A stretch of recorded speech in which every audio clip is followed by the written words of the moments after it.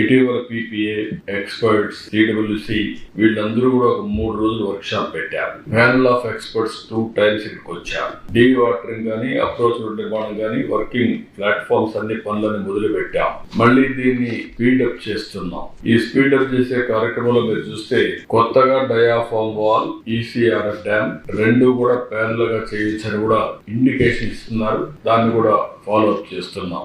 ఇంకో పక్క దెబ్బతిన్న డయాఫామ్ వాల్ స్థానంలో కొత్త డయాఫామ్ వాల్ ఇప్పుడే మీరు చూశారు. అది కూడా వర్క్ స్టార్ట్ చేస్తున్నాం. కొత్త డయాఫామ్ వాల్ ఎక్విప్మెంట్ అంతా కూడా వస్తుంది, మెషిన్స్ అవన్నీ.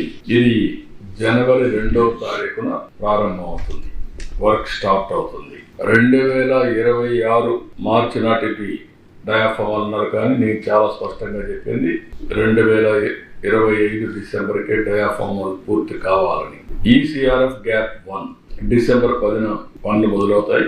26 ఫిబ్రవరిలో పూర్తి చేస్తా ఉన్నారు. అవసరమైతే ప్రీపోన్ చేయమంటున్నాం. ECR గ్యాప్ 2 పనులు మొదలైనాయి. 27 డిసెంబర్ అంటున్నారు, కుదరదు, ఇంకా ముందే చేయాలన్నా. కనీసం 26 మే, జూన్, జూలై లోపల చేస్తే మనకు ఒక సీజన్ కలిసి వస్తుంది. నీళ్లు కూడా పెట్టుకోవడానికి అవకాశం ఉంటుంది. గ్రాడ్యువల్ గా పెట్టాల్సి వస్తుంది.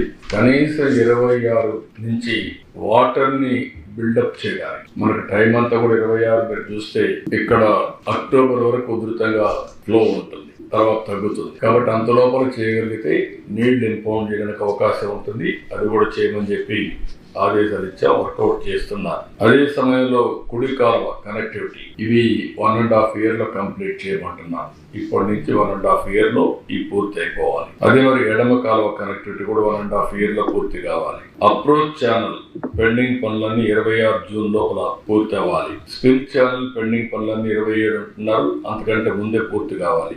27 జూలై అన్నారు, దానికంటే ముందే కంప్లీట్ చేయమంటున్నాం. పైలట్ ఛానల్ పనులు కూడా 27 మే అన్నారు, ముందుగా చేయమంటున్నాం.